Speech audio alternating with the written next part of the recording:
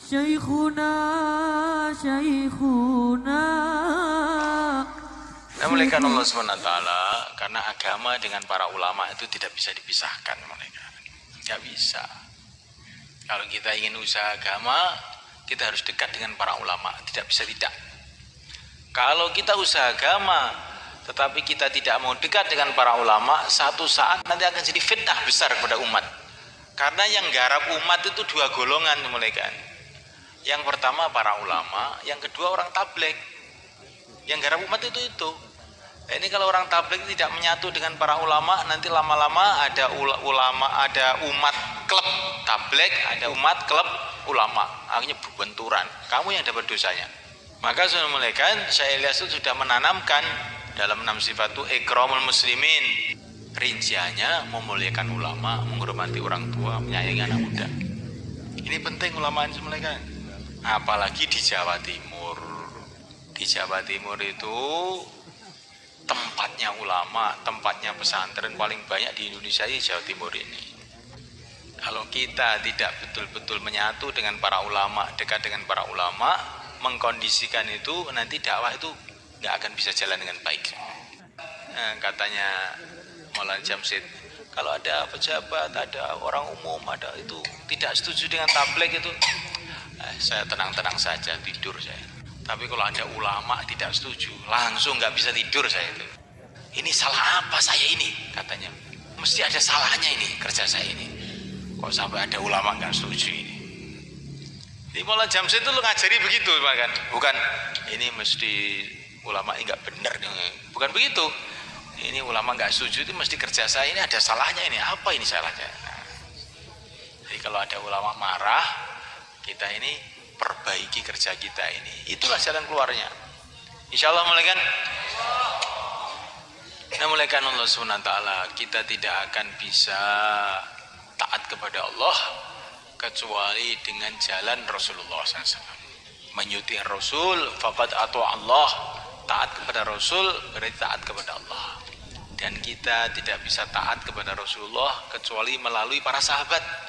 Maka Nabi mengatakan, mafhumnya kurang lebihnya, sahabat itu kayak bintang-bintang. Kalau kamu ikuti mereka, kamu dapat hidayah.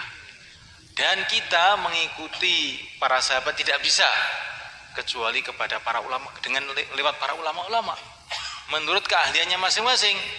Kalau kita mau mengikuti dakwahnya para sahabat, ikutilah ulama-ulama ahli dakwah. Kalau kamu ingin mengikuti fikihnya para sahabat, masalah hukum, halal, haram, makruh, sunnah, ikutilah para ulama-ulama ahli fikih. Kalau kamu ingin belajar mengenai bagaimana bacaan Qur'annya para sahabat, itulah para ulama-ulama qiraah. Ada qiraah sab'ah, ada qiraah asyarah. Tanpa itu tidak bisa. Karena kita ini hidup itu di akhir semuanya. Kita harus melalui prosedur itu. Dengan mengikuti orang-orang ahlinya itu, akhirnya kita memahami kehidupan sahabat, akhirnya kita bisa ikut Nabi, akhirnya taat sama Allah. Itu harus begitu itu. Yang tidak pakai prosedur begitu itu, mesti nanti akhirnya salah. Yang penting saya ini Allah dan Rasulnya. Iya. Tapi bagaimana kamu bisa tahu perintah Allah dan Rasulnya itu? Harus melalui sahabat. Kamu pernah jumpa sahabat? Ya harus melalui para ulama-ulama yang ahlinya. Maka baginda Nabi mengatakan ulama itu warisnya para nabi. Bahkan ini ada riwayat yang diriwayatkan oleh banyak sekali muhaddis. Dan ini hadis sahih ini.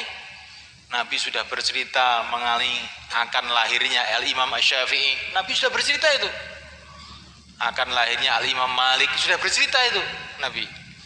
Akan lahirnya ulama-ulama dari Persia, Nabi sudah bercerita. Apa maksudnya cerita-cerita ini? Agar kita ini ada memuliakan pada para ulama. Orang yang mengatakan sudah tidak ulama-ulamaan, pokoknya Nabi sahabat, keliru itu. Lah kamu itu lebih judul dari orang awam, gitu. Nggak tahu lor kidul, tahu-tahu nggak mau ikut. Oh, nanti insya Allah itu akan kesesat di jalan. Begitulah kalau orang tidak mau ikut ahlinya. Ini dakwah sudah dibikin mulus, tinggal naik saja. Bukan hanya jalannya saja yang mulus, bisnya pun sudah disiapkan. Itu bis pertama jamaah setahun, kedua 4 bulan, 40 hari, 3 hari, bis terakhir 5 amal makomi, masturot, pelajar, tinggal numpak sudah sampai ke Jakarta. Nah, duduk tidur sudah sampai ke Jakarta. Tapi nggak mau ini, saya mau lewat Bengawan Solo saya. Nah, akhirnya dimakan sama buayanya Joko Tingkir. Repot ya malaikat. Ini urusan dakwah, urusan keilmuan juga begitu. Ini terus terang saja saya ini. Sekarang itu zaman orang kata nggak mau ulama, nggak mau taklid, nggak mau madhab, nggak mau macam-macam.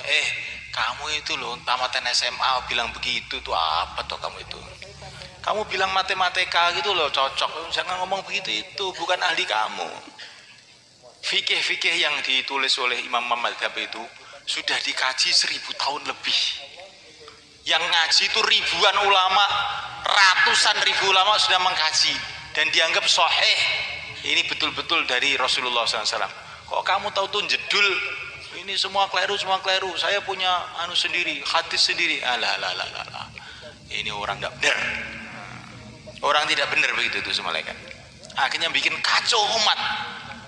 Urusan fikih halal haram cara ibadah itu sudah tuntas. Harus kita anggap begitu, sudah tuntas. Dibahas 1000 tahun kok tidak tuntas. Masalah sholat dibahas 1000 tahun tidak tuntas. Kalau begitu siapa yang bisa sholat sekarang kalau begitu? Ada orang punya pikiran masalah sholat itu sudah dibahas ulama 1000 tahun belum tuntas. Dia mau bahas baru. Bagaimana itu? Oh, alamat nggak bisa sholat ini nanti akhirnya. Urusan cara ibadah, urusan halal haram sudah tuntas, selesai. Tinggal baca aja, belajar kepada para ulama. Yang belum tuntas sekarang apa? Masjid 5 amal itu yang belum tuntas. Jamaah 4 bulan 40 hari. Yang belum tuntas itu apa? Ini umat ini tidak mau sholat. Bagaimana mau sholat? Karena caranya sholat sudah tuntas. Kalau kita tidak punya pikiran seperti ini, kita tidak akan bisa berjuang malaikat. Kita akan ditipu oleh syaitan, sehingga kita ini jadi orang cerengkel kemana-mana. Cuman ngengkel aja nggak pernah amal. Jadinya urusan keilmuan sudah tuntas, tinggal belajar aja. Sekarang yang belum tuntas urusan dakwah. Bagaimana kirim jamaah ke Irian, bagaimana kirim jamaah ke Merauke, bagaimana kirim jamaah ke pojok-pojok dunia, ke Madagaskar, ke Australia. Ini yang belum tuntas. Dan ini memang kerja belum tuntas sampai kiamat. Tapi kalau urusan syariat sudah tuntas. Orang yang mengatakan urusan syariat belum tuntas itu orang mau merusak agama sebenarnya. Orang yang mengatakan urusan syariat belum tuntas itu orang mau merusak agama. Dia mau bikin kacau di kalangan umat sehingga umat ini nggak mikir amal, mikir engkel-engkelan tok. Ini betul teman teman, ini penanggung jawab semua masalahnya. Saya bilang begini, supaya kita pemikiran lurus, pemikiran nggak usah yang macam-macam, lurus. Apa yang disarankan oleh para masyayikh kita itu yang sudah dipikirkan siang dan malam oleh orang-orang ahlinya. Itu kitab Fadilah Amal itu sudah dipikirkan oleh orang-orang ahlinya. Maulana Zakaria itu muhaddis besar, karangannya tersebar seluruh dunia. Bagi orang yang tahu hadis, sudah kamu baca, kamu renungi, kamu amalkan, insya Allah selamat dunia akhirat. Nggak usah mikir ini hadis ini, bagi apa tuh hadis-hadis ini, penting bocor selamat. Pengen selamat ora karek ngono tok. Ini orang belajar hadis arba'in saja itu pun pakai terjemah sudah menilai Maulana Zakaria ini hadisnya dhaif. Dhaif ki apa dhaif ki? Kuwi urusane wong ahli hadis, itu urusane umat awam. Kuwi Maulana Zakaria wis dipikir nih. Sudah dipikirkan siang dan malam bahwa yang ditulis itu walaupun dhaif tapi dhaif yang bisa diterima. Sudah ringkasnya begitu. Tinggal diamalkan saja.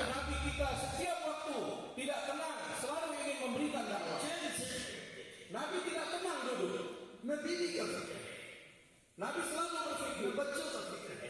Tidak fikir kepada Allah, namun tidak fikir kepada makanan. Allah, dari segi dunia, Allah sedikit jaya. और ये अल्लाह तेरी मोहब्बत को लेकर, तेरी अज़मत को लेकर, तेरी बड़ाई को लेकर, तेरी किबरियाई को लेकर, तेरी सिफात को लेकर दुनिया में कैसे